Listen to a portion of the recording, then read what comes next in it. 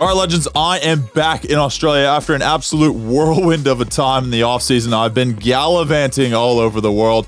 I've got boots on the ground here in Australia, and today we've got the catch-up. We've got the World Cup. Yes, the World Cup. There's so much going on over there in Qatar with all the different teams all playing over there. We've got Pete Davidson. We've got Pete Davidson in this one, which I know everyone loves. We've got the news stories with a bit of Brucey Lee. We also have AFLW Grand Final. There's plenty going on in this episode. Really excited for y'all to listen in. But without further ado, here is the man, the myth, the legend that is Brayden Cocks. Well, look who finally decides to show up. Just gallivanting around the world. As you do. What do you get? 10 weeks? 10 weeks? We get plenty. I think it's about 2 months. So I've made the most of it. I think I've got probably like 20 to 25 flights I've probably done in the last 2 months. So I've gallivanted, as I said, all around the world. And I've just recently come back from a place up in Northern Territory called Groot Island, which is one of the last frontiers, I feel like, of the world that hasn't really been excursioned by the Western world yet. But amazing time getting out on the land, be able to see some of the amazing sights over there, and catching a few fish along the way also.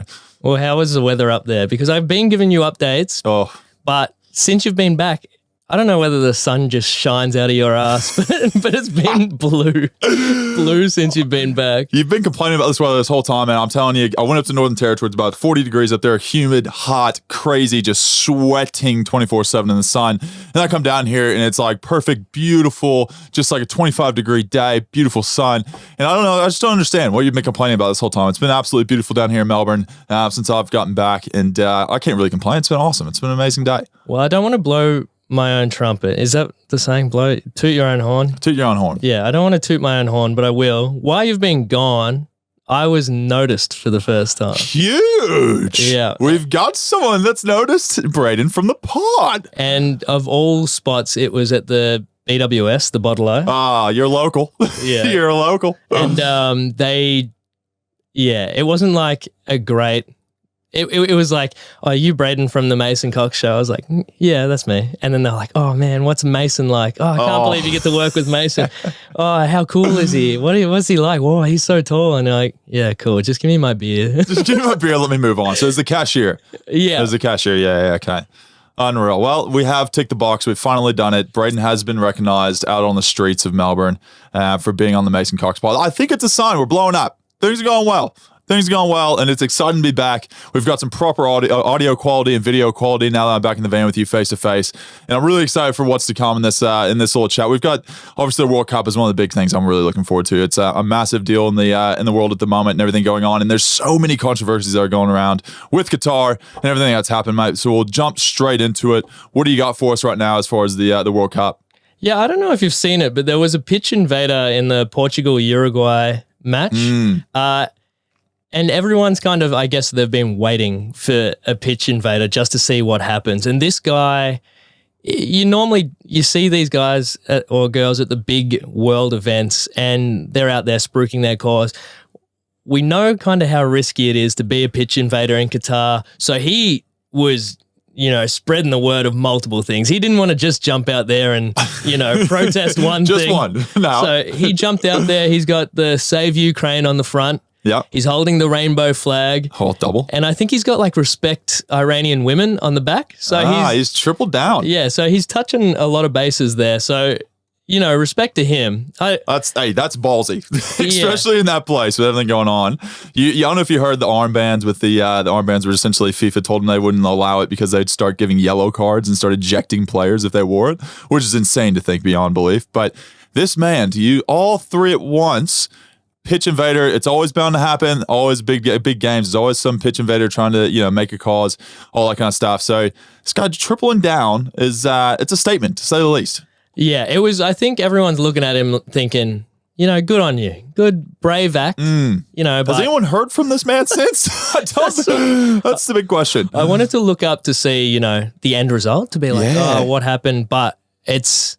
I think the lack of an end result or the silence on it is a bit more concerning than finding out that he's going to jail for X amount of years. It just says like he's probably going to go to jail, but I couldn't find anything that was concrete on it. So it's like, is Russia involved? I think it's more concerning to me that it's just like, we don't know. So, yeah, it's, I'll be interested to know what the jail time is, because it has been a very hot topic as far as Qatar, everything that's going on. The protesters not allowed. I mean, even before they'd banned the beer at the games 2 days or 3 days out, and Budweiser's going, hey, we've stockpiled heaps of beer out here in this like just random storage facility out here. And whoever wins the World Cup, have at it. It's all yours. Yeah, I think if I was going to jump the fence and protest something, it would be the lack of beer in stadiums. I don't know. Budweiser put out a tweet and then they deleted it because they said, this is awkward. But yeah, surely being the major, and the player of the match gets the Budweiser player of the match. Yeah, there's whole like advertisings around like, the edge of the field and everything else. You're going, well, why can't you actually have beer at the field? But like you're going to advertise the hell out of it all around on TV and on the field. Yeah, so I don't know if they're getting their money's worth there. And yeah, so it was $22 for a cup of beer. $22. Yeah, and then so if you get a tray of 4 beers, which that's not going to do much damage. Depends who you are, Brayden, but yes. It'll do damage to your wallet because it costs $88 for a tray of 4 beers. Great math. Yeah, so I don't know. I don't know. There's plenty of reasons not to go to Qatar to watch the World Cup, and I think the lack of beer at game. I think you'd have an epiphany sitting there being like, sport's actually pretty shit. No one has scored this whole time, and I didn't even have a beer because I couldn't afford it, and couldn't even enjoy the atmosphere with a few drinks in hand. Talking about the World Cup, it had me sitting there pondering. Obviously, a lot of countries in the World Cup being the world's game. I was thinking the most famous people in most of like countries in the world would probably be athletes, right? So I was thinking, out of every country, if you went through every country, who is the most famous person from that country? So like, for example, easy one off the top, Canada. Ryan Gosling. Justin Bieber, of course. Justin Bieber. I'd say Justin Bieber. All right, so let's do like Australia. Because it'd be good to see who you think, because originally it was probably like Crocodile Dundee or something. Hugh Jackman, Crocodile. Now it was Steve Irwin. It was Steve Irwin before RIP. Yeah. Prayers up. Prayers up. He was the person that like epitomized Australia. And he always going like the Jimmy Fallons and stuff like that. So he was really the image of Australia. And I think that's probably why Americans have this idea that everything kills you in Australia, because every single time he brought an animal onto one of those shows to show the whole like American audience, it definitely would kill you. It was like a crocodile. It was some kind of snake that was going to bite you and you'd die within 10 minutes. It was some kind of like stingray, whatever it was, that just was like going to kill you no matter what. And then everyone got the image that, oh, well, Steve Irwin, all he deals with, he's Australian. All he deals with is deadly animals. Everything over there just must kill you. And people are stupid enough to go get chasing after crocs, just trying to like start a zoo where you just essentially have a play pit of just crocodiles you use in the Australia Zoo, whatever it is up there. I think he was a good representation of us. Like we would definitely like take that. You go like, oh yeah, that's what we're all like back here. And like, it's impressive. I was thinking one of the greatest hype men. Yeah. Steve Irwin. One of the greatest hype men. Who is America's? And I think the United States is a real complex one, because I think off the top of the dome, if you think history is taught everywhere. So are you thinking like a George Washington or something? Or like an Abraham Lincoln? Big fan of Abraham. Or are you thinking someone like, just like a famous rapper or something? Or someone, Donald Trump's probably... Trumpy's up there. Trumpy's up there. He's had a few media gigs over the last few years. Yeah. Beyonce, I think entertainers massive up there, athletes, obviously, and then you got politicians that run the country. Yeah, because you got to think globally, not just the Western world. So it's like, who would be big enough to be known through like Asia, which is like when it comes to Australia, like someone like a Don Bradman, although not big in like the States or something, the States are tiny compared to like India and China and stuff. Yeah. Well, we just hit 8 billion people in the world. Yeah. That's pretty intense. 8 billion. 2 of us right here. 2 of us. Not recreating anytime soon, I'll tell you that. Not between the 2 of us.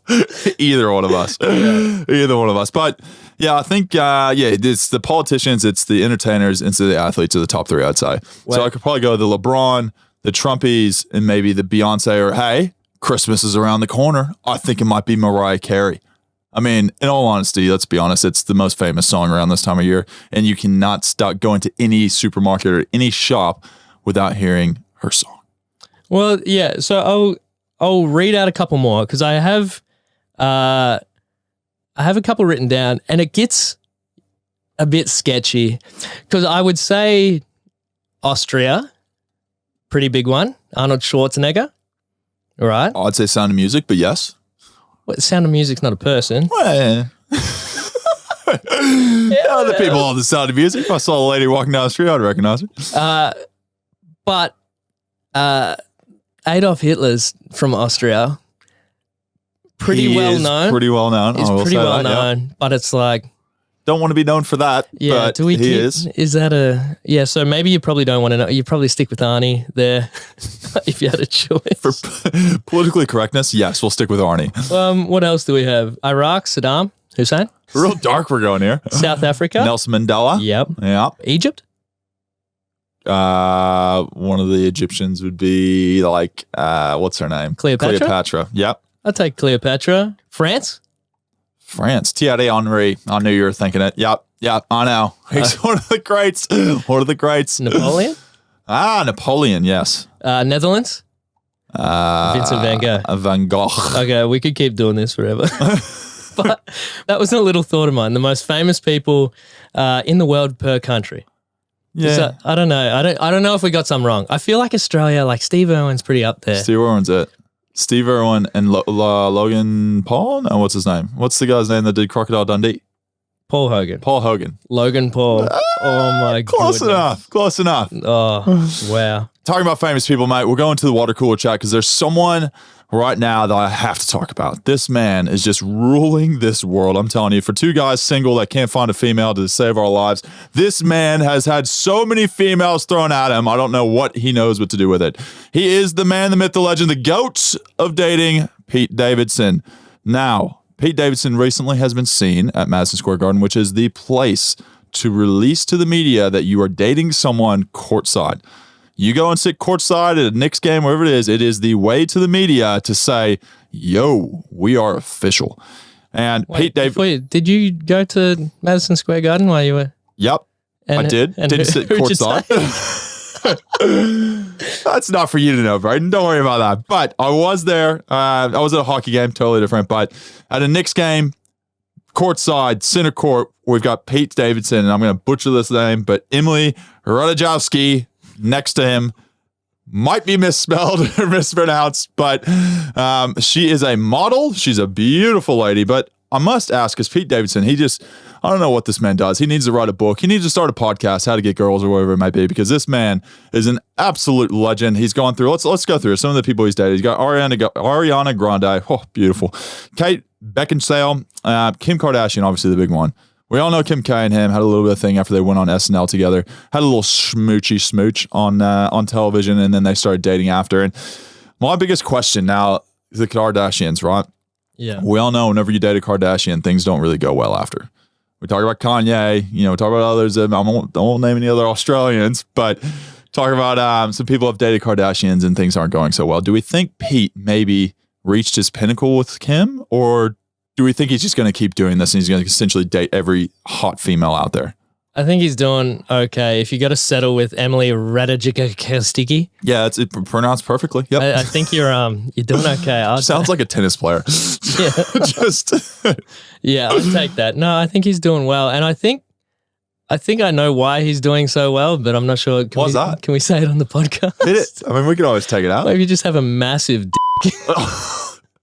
Yeah, we might need to cut that out. Or maybe just beep it out, Brayden. I think people will put two and two together. Yeah, I don't know. I thought that was well known. And lanky guys. Personality. Great personality. I was going to say lanky guys, but you're a lanky guy, right? Yeah, it's still not working right. Well, there's one thing interesting about this, right? And I want to kind of dive into this a bit. And I have to ask this question, but Pete and this lady's ex-husband, Sebastian Bear McClard, used to hang out with each other and used to be friends. I've seen it in Madison Square Garden game together. And we've talked about it previously on the podcast. We've talked about, what is the bro code? And essentially, he's now dating his friend's ex-wife, which is, I think, a bit weird. Like, I mean, like dating someone, yeah, different, but like actually married to someone, maybe that's another level and step that I wouldn't be comfortable with. And I got to ask you this, Brayden, if you dated someone, correct, for 4 years, they're married for 4 years. If you dated someone for 4 years, would you be okay with me dating them after? Yeah. I mean, yeah, you could probably have my seconds. Oh, that's obvious. Okay, yeah. No, I think Wouldn't weird you out at all. Yeah, I'd find it strange. You'd want me to ask permission, correct? Yeah, for sure, because you can't just rock up together. Be like, what are you doing here? It's like, I'm Mason. Oh, introduce you to my friend. Oh, you too mad? But yeah, I mean, I don't know what she sees in you. That's a fair call. It's a fair call. Like, I mean, I get it. Ladies, over look, this side, I mean, look. He's got it all. Maybe no height. I don't have height, but that's all I've got. I'm literally just hanging my hat on that. Yeah, no, I don't. It's just so weird. I feel like there's 8 billion people in the world. Go pick someone else. But saying that, yeah, I think maybe if Pete Davidson and his massive Davidson is seeing my ex, it's maybe then it's. I'd happy to take Pete Davidson's sloppy seconds. Yeah, well, after Pete Davidson's been there, geez, you got a lot to live up to. Oh, wow. Oh, gosh. Okay. We'll move on from the deadly man that is Pete Davidson. We'll go into one of the favorite topics, the news chat and the news story, mate. Lead us off. What do you got for us? Well, this one, I don't know. It's pretty cut and dry. This one's a bad one. You can't be doing this. I've just got back. We're really just pushing the envelope now. After a renegade nurse chops off a man's foot, state finds a heap of system failures, like a heap of them. So I feel like this is a good idea, poor execution. Yeah, okay. I mean, some people have it. Good idea, poor execution. The nurse wanted to get a stuffed foot, like an amputated foot, stuff it and scare children with it by saying like, this is why we wear socks and shoes in the winter when it's snowing. You don't want to get frostbite. So there was a man, he'd been placed in a nursing home after he fell over with the heat turned off. Yeah, okay. Which led to him getting frostbite in his foot. And it went all, when it goes all black. Yeah, it's a real Mr. Deeds scenario. Yeah, 100% Mr. Deeds scenario. Sneaky, sir. So this bloke, he's in the home with a frozen foot. Yep. But no one kind of agrees to go to surgery. This nurse just goes like, that doesn't look great. Kind of want the foot to scare kids. So when he falls out of bed and his foot's in real bad areas, she decides, without any training or anything, to cut it off. Cuts off the bloke's foot. So obviously that's not great because he was still sound of mind. So he didn't consent to the surgery, but she was Did like, he feel it? Like, sure, I don't know, because frostbite, you lose all your frostbite. nerves. Yeah. So maybe he's just sitting there sleeping. He wakes up and he's got one foot. Yeah. So the nurse's name, Mary Brown, 38, from Durham. Lovely lady. She's been since charged with 2 felony counts of elder abuse in connection with the illegal amputation. So I think the idea is there. You want to scare kids away from getting frostbite in their feet. You want to give them messaging saying, wear your socks, wear your shoes when you're outside in the snow. Maybe don't chop off someone's foot and stuff it and chuck it on the shelf for your example. Maybe there's other ways, like maybe a nice graphic or... Surely, I mean, we've got 3D printers and everything else nowadays. Surely we could just print one of these off. We don't need an actually amputated foot. I mean, how long is that going to last? That's like 2 days before things are going to be absolutely stinking up the whole room. It's going to be like, this is the most disgusting thing I've ever smelled in my life. You can't carry that around a hospital. Yeah, I can't imagine it's great all around, but idea was there. Creative. Yeah. Maybe just Mary, if you're listening, maybe big just, fan of the pod. maybe just ask someone. I don't know, get some feedback before you just go and do something. I think you might need to sign off something to be able to take someone's foot for a bit of fun. Yeah. There was the article went on and it was like you have to be 18 plus to read like the gruesome detail because I didn't really want to get down into the... Been in a few of those websites, haven't you? Didn't want to get into it that far. But yeah, now thinking about it, I wonder how she chopped it off. I guess we'll never know. We'll never know. But moving into this one. This one's really interesting for any Bruce Lee fans out there. Big Brucey, man. Big Brucey. So Bruce Lee, as you would know, being a massive fan, died in Hong Kong, July 20th, 1973 at the ripe age of 32. Is that a way to describe it? I like to think that's still ripe. I mean, we're right around that age, so I like to think we're still youthful, Brayden. Yeah. Yeah, so he died at 32. There was a bit of intrigue about his death. They didn't get into too much detail, so it led people to speculate, and there was some theories around his death, including that he may have been killed by the mafia. And some real controversies going through. Yeah, and stuff like that. Well, there was a new study that came out of a research center in Madrid that found that he could have died by ingesting too much water and getting something, I'm going to butcher this, something called hyponatremia.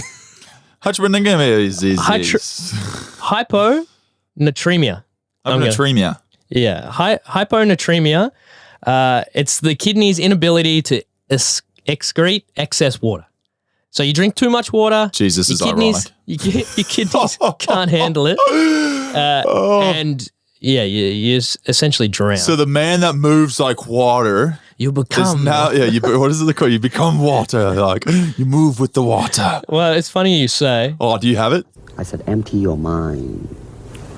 Be formless, shapeless, like water.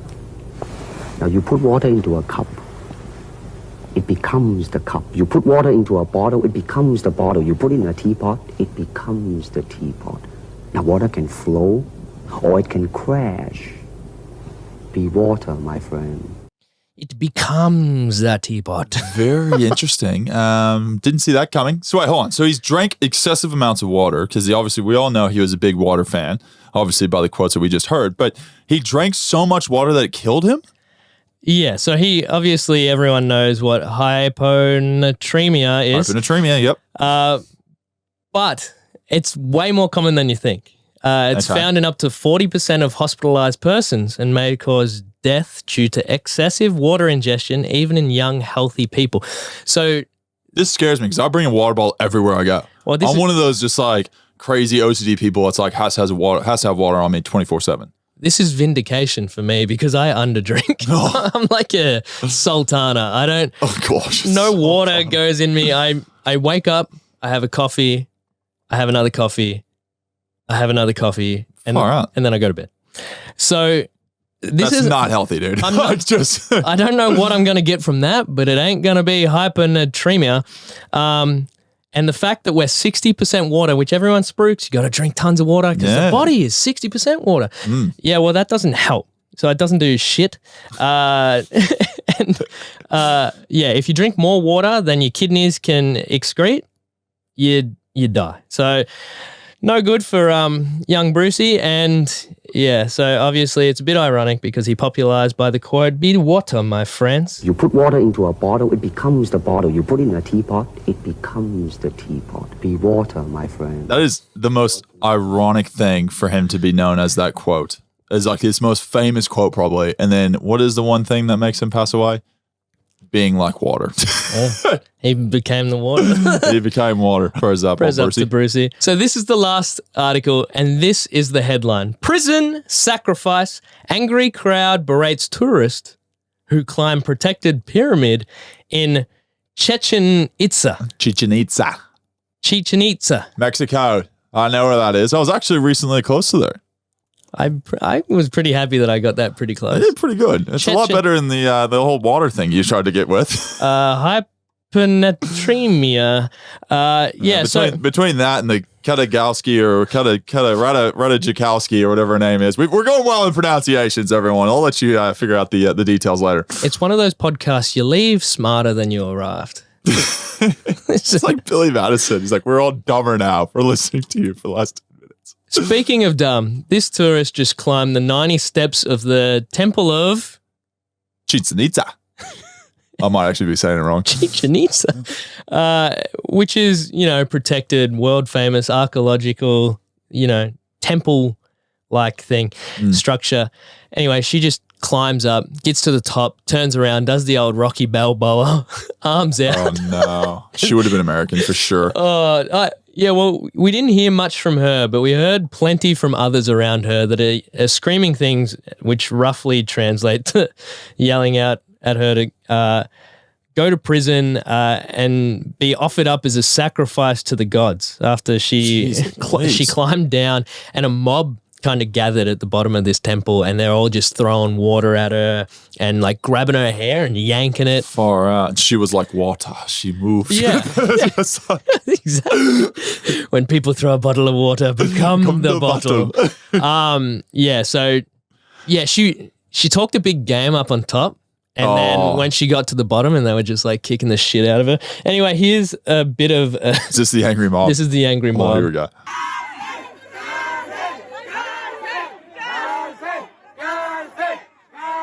So she was being escorted away by an angry mob, and all of the security guards that were kind of there as well. So now she's currently hanging out with the guy from Qatar that ran on the field. Yeah. Yeah. Has never been heard from again. Yeah, I think Mexico is probably not another spot where you No, it's definitely not. Definitely not. What's that? What's the saying? Fuck around and find out. I haven't heard that, but I like it. Yeah, so how much you fuck around is how much you're going to find out. And I think she fucked around a fair bit, and now she's going to find out. She definitely will find out. But I was thinking, in your travels, have you seen anyone that's done anything like wildly disrespectful? Like, I've been to Bali a few times and seen some Aussies acting up. One that sticks out, man, is I was down Grosvenor Road one year and was just driving through, and there's these two French dudes, right? And it's like, I'm driving around one of these corners in the car, and it's this beautiful, like, just the sun's out, there's a few clouds in the sky. It's like very picturesque. You got the beach going down, you got a few ferns at the top, whatever. And then next thing you know, it's like I'm turning around the corner, I see this car pulled over, and there's these two French guys, and they're out. And they're like trying to pet a wild koala. And then they've got the GoPro as if it's like a pet or an animal. And they're like sitting there with the GoPro out. They're doing the selfie stick. And I'm new to the country, so I'm like, I'm going to pull over and check out the koala. Like, I've never seen one before live, in the wild. So I pull over, and these French guys are yelling obscenities, whatever it is. They're doing like a selfie video and like trying to hold the like wild koala. And I think that was like a moment I cracked it. Like, I absolutely lost it on these French dudes, and I just essentially like shoved one of them back onto the road and said, get back in your car. And they didn't speak any English whatsoever, but I think they understood by the way I gestured and yelled at them that they were not doing the right thing. That's probably the one that like sticks out in my mind. I don't know why, but I just felt like that was such a stupid thing to do. It's like, in what world do you think that's appropriate? But these French guys just thought, no one will say anything. Who cares? We'll be able to pet a koala that's wild sitting here in this beautiful, picturesque place of Victoria. I don't know. Anyway, that's the one that sticks out. There's plenty of others of people taking selfies and probably videoing in, I think, Auschwitz. That was kind of a bit weird. Someone was doing like a vlog in Auschwitz and like the actual chambers. And I was just like, not the place or time. Not the place or time. That's so It's kind of like like you got to have, for places like that, you have to have respect. And like you walk into those places, you get chills. Like a lot of times you get chills, even think about now getting them, like just of like the feeling of going in there, and you get this like kind of cold feeling. And then you see the walls, and you can see literally fingernail scrapes down the wall of like people that had done it years and years and years prior. And this lady's sitting around just videoing like she's doing some kind of Instagram blog, whatever it is. And I was like, oh my gosh, like we got to be better than this, surely. Yeah, people have no not all people, but a lot of people have no self-awareness when it comes to that stuff. And it's just, I don't know, just be respectful, which is like we speak about it with guitar and the ethics behind like being respectful of one's culture and where do people draw the line and like with ethics and stuff. But there are some pretty easy ones out there. Like it's common sense. It's common sense 101. Like just, I don't know, but yeah, it's different cultures. Everyone comes from a different place. So everyone's got different, respectfulness as far as different things around the world. So you have to understand different cultures come with different types of people and different things they value. So you have to respect that. But I think whenever you travel to a place, you have to be well aware of what the traditional things are. And this is what has come down to the biggest problem in Qatar, is what they believe from a cultural perspective and what the rest of the world believes is very different. Therefore, do you apply your own ethics and morals that are away from Qatar into Qatar or not? And whenever it's a World Cup game, who knows? I don't know the right answer. Still questionable. But I'll tell you one thing. The fellow that went out and protesting, we have not seen him since. Well, speaking of football.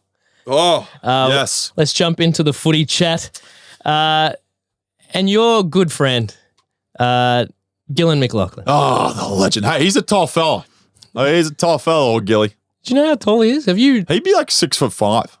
He's up there. He could be a ruckman back in his day. He probably was. So he's at his private school, wherever it was. He's tall compared to me. Not you. Well, I mean, that's not really saying much, Brayden. Hate to break it to you. Well, it's not saying much both ways. Yeah. He's short compared to you, tall compared to me. He's somewhere in the middle. Yeah. He's a legend, though. He's a legend. He's been through some interesting stuff with COVID and everything else, and now obviously he's stepping down, but I'm not sure what we're getting at here. Yeah, so I don't know if you've heard, but he's sticking around. He's sticking around. He's done the old I thought he was done. He's done the old do-si-do. And he's... Hold on. I thought he said, I'm out. I've resigned. Not my problem anymore. You guys find another CEO. So he's come back and gone, nah, another round. The old George Costanza. Costanza. Where he quits and then just rocks up to work. And he's like, I don't know what you're talking about. I don't know what you're talking about. That never happened. Yeah, so he's sticking around until what's this round they're doing? Oh, the Magic round next year. The Adelaide thing or whatever it is, the South Australia. Yeah, so he's sticking around until then. He's got a few little things in his to cross the T's. Is he just doing like a whole retirement, just trip around the world? I could see him just being like, oh, I'm going to go to NFL. I'm going to go to the World Cup. I'm going to go here and there and just claim it all on tax before I get out this joint. Yeah, well, he's using up his annual leave. He's on leave now. You got to use that. I'd be cashing in a few sick days. Yeah, 100%. He's probably got a few banked up. So if you just, COVID here, food poisoning, the old food poisoning. A funny story about I called in sick one time on the grand final day. Big Sydney fan growing up, and the 2006 grand final, Sydney West Coast, they were absolute bangers. The 05 grand final was a classic, and then going into the 06, I had work scheduled for the day, and I called in, and instead of just saying, oh, I got a bug, or, I ate something not good, or... This is on the day. This is on the day. Yeah, which is essentially going into a holiday the next day. So question marks that already. Wasn't there. This is old school, back in the day. There's no public holiday. That's only recent. But, so I called up and I said, I went to the park with some mates and I fell off the swing and I dislocated my arm, really wrecked it up. So I won't be able to come into work because I got to deal with this dislocated arm. I'm on the way to hospital. It's not good. It's they might have to amputate. I didn't say that, but anyway. It's better than getting your nut caught on a bike, go to hospital for a week in Albury. Well then, so nowadays that would be fine because one, you're not going to get seen in Melbourne. This is in Echuca. You've got to play the lie out. You have to go full on sling the next day or something. Brayden, a little bit of advice here. If you're going to have a lie, have it as broad as possible. So then you can really nut down the details a bit later on, and really kind of get into that. Just say, I had an accident. Emergency, went to the emergency room. They don't need any more details.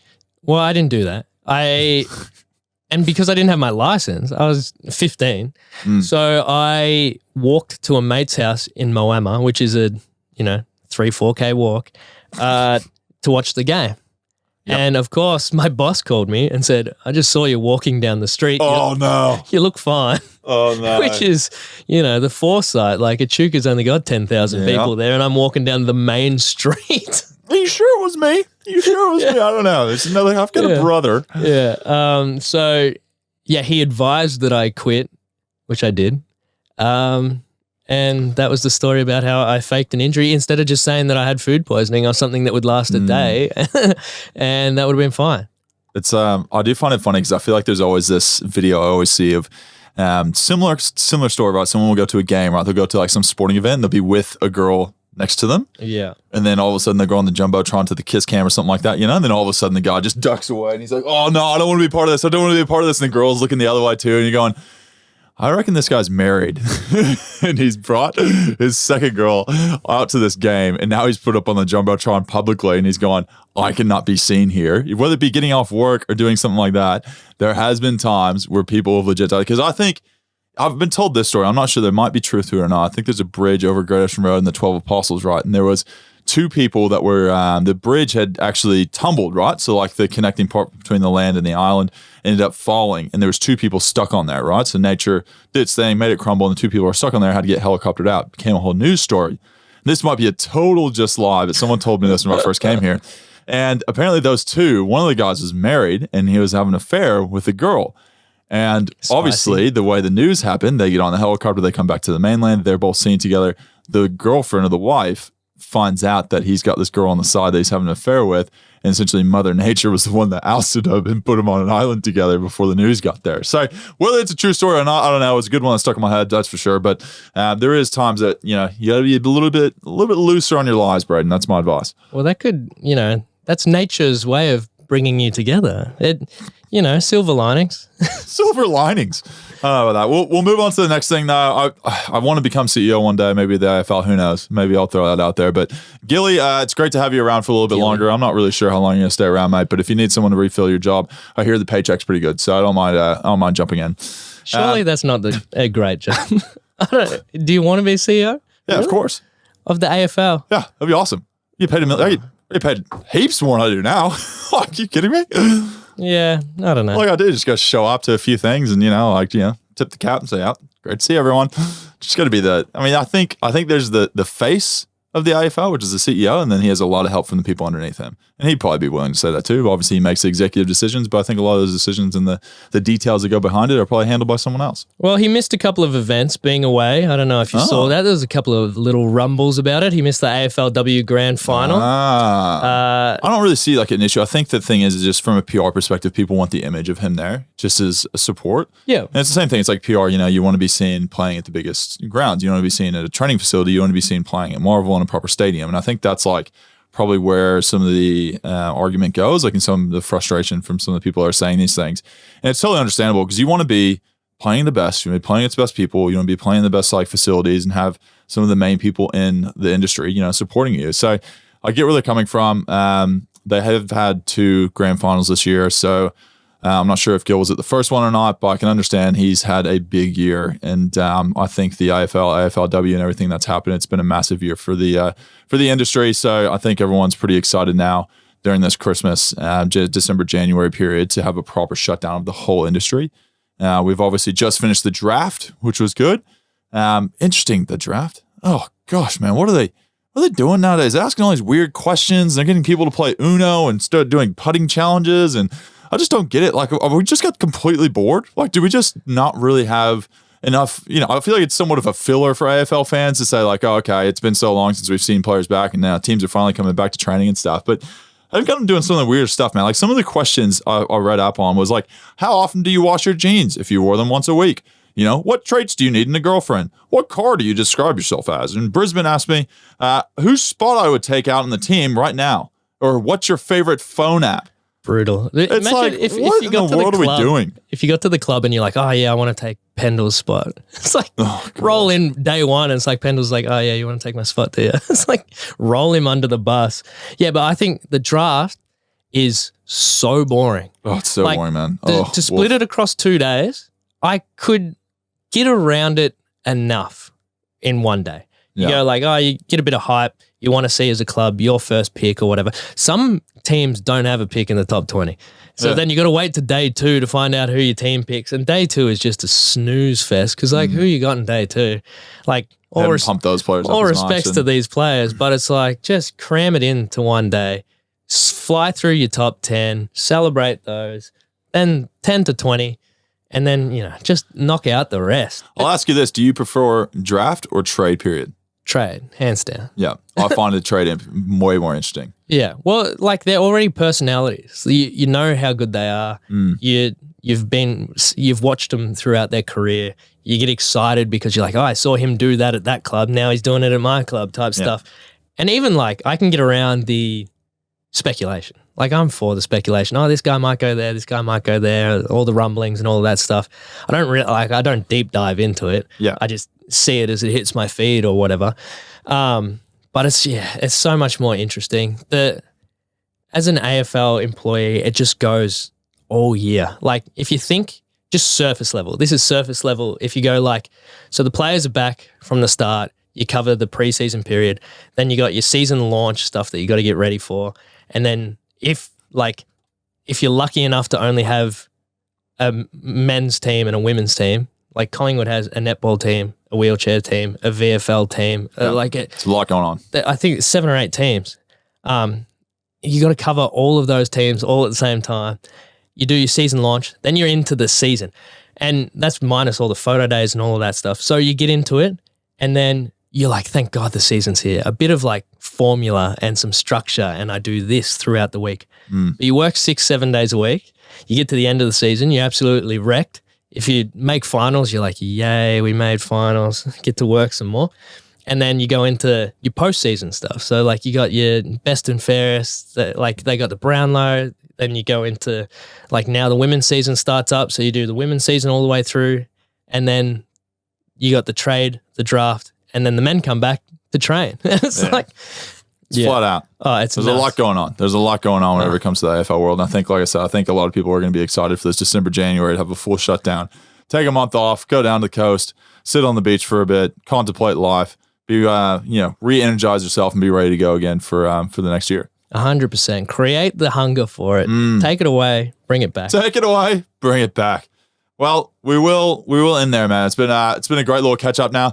I must say this, I did have my first little experience at the state election. I want to give a little shout out to that. It was I voted below the line. I did really I was very specific on who I was voting on, did a lot of research. So shout out to be able to vote in a country like this. Pretty awesome. First world country, having the right to vote, democracy, it's pretty awesome. So shout out to that, I want to first of all say.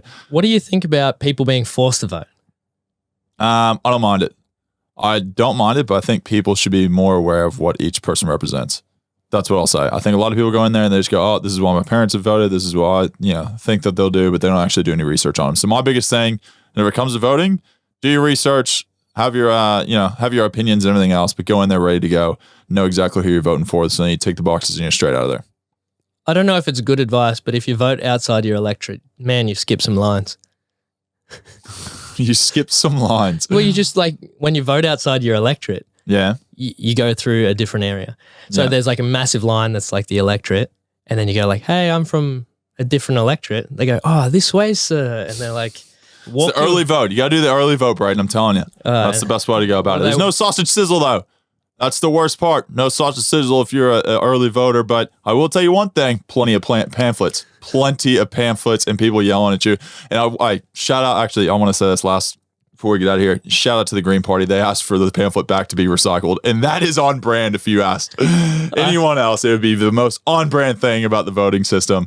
The Greens asking to recycle their pamphlets. I walked past a pamphlet giver. Hander-outer for the Greens. And he's like, oh, pamphlet, they're all coming at me. And he's like, pamphlet? And I was like, nah, mate, I'm good.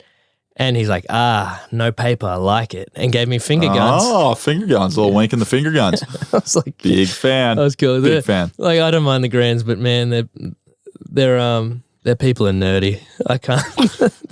they're pamphlet hander-outers. We accept all kinds. Whatever your opinion is, we accept all different I respect parties, the people that rock up to help out on those days. The volunteers, we had to respect the most because it's not an easy job. And the sausage. Did you even vote if you don't get a sausage? Oh, that's what one keeps telling me. They're like, it doesn't even count if you don't get a sausage sizzle. So next year, maybe I'll vote on the actual day and be able to experience my first sausage sizzle because I haven't even got one at Bunnings yet, which is an absolute crime. That's terrible. We'll get there. You wonder how they gave me citizenship. But anyway, that is it. That is the catch up. Thanks everyone for listening.